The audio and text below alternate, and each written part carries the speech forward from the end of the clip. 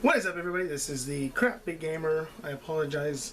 I just actually worked out, believe it or not, and when I worked out, I played soccer, so I'm a little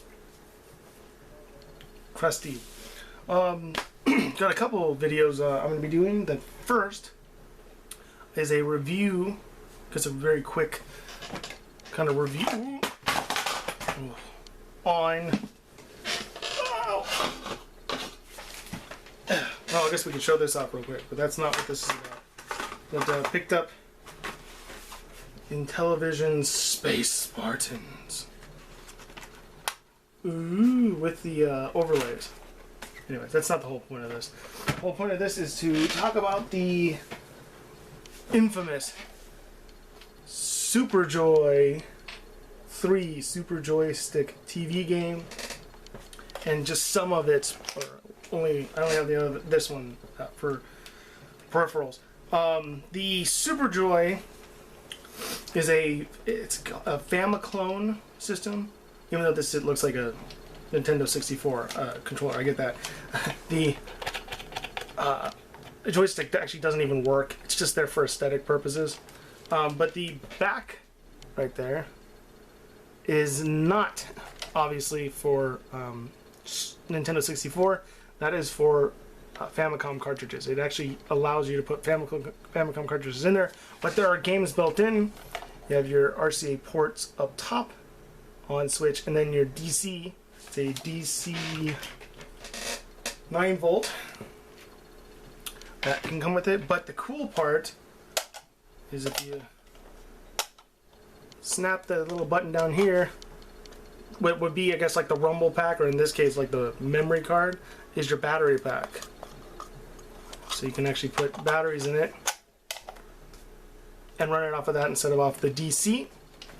There's also a controller port on the top for the secondary controller, which is a Sega Genesis style controller, and then it also came with a light gun, like small Walther PK pistol. I thought the one that I bought for the Famicom would fit, but it is a totally different plug. The plugs are really similar to the Genesis. That actually, we would think it's the Genesis, but the Genesis is actually similar to the Atari. All of them actually took the Atari's plug design. It was the 9-pin little ports, but this actually just plugs right on the top, and then you would have the second controller, which I tried doing it the other day, and it wasn't working for some reason. I don't know how to set it up, but it would help because when you put a Famicom cartridge in the back, it's really awkward to have a Famicom cartridge. Let me grab a Famicom cartridge. It's actually really awkward to put that in there. How it's supposed to go this way.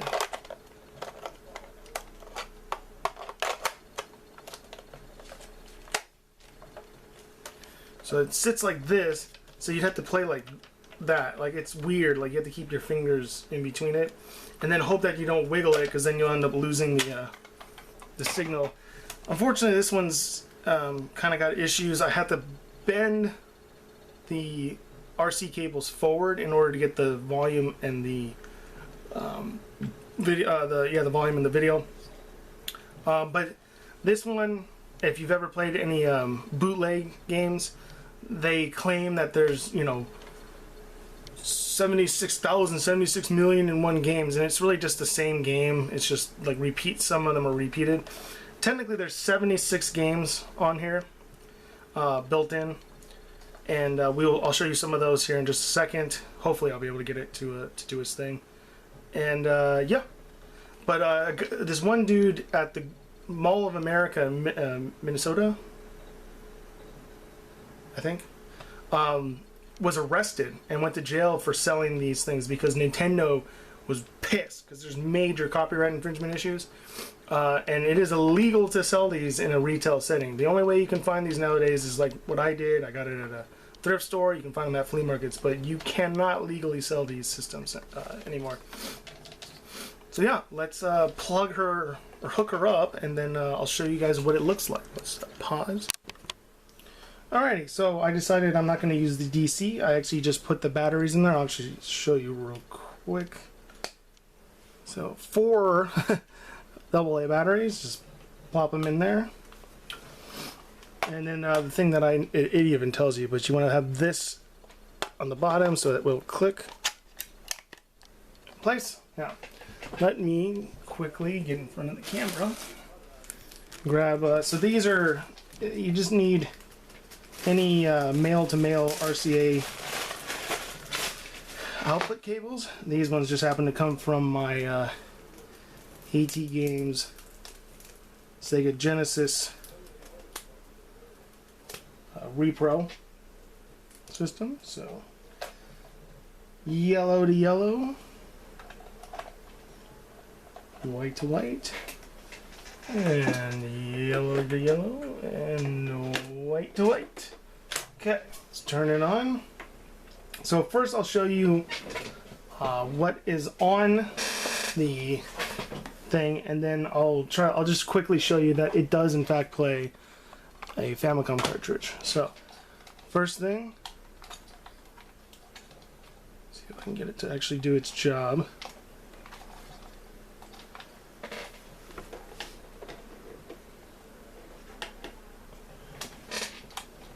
Let's see.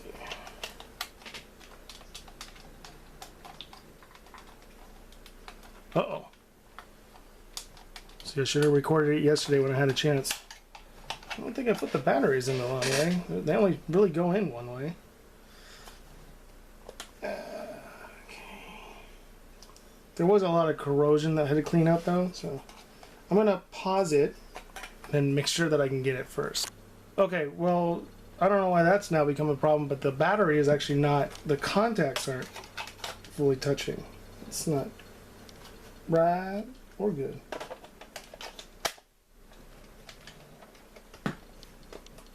There we go. Oh, I had it.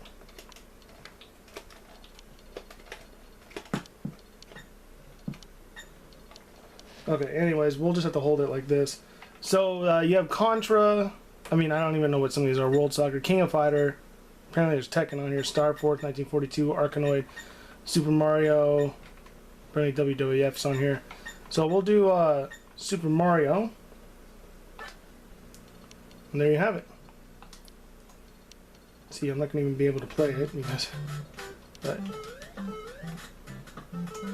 yeah, this thing is the wiring. I would say the wiring and everything needs to be fixed on this.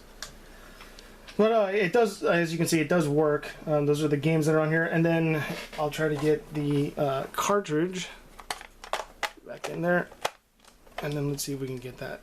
Ooh. And there you go. Kirby. So it does work. It needs to get fixed up a bit, but yeah, that's the basic concept of the Super Joy. I guess a little entertainment system, Famiclone thing. It's actually cool that it does have, you know, a cartridge slot so you can play at least your Famicom games. Some of them don't even have the cartridge slot, you know, it's just the games that are built in.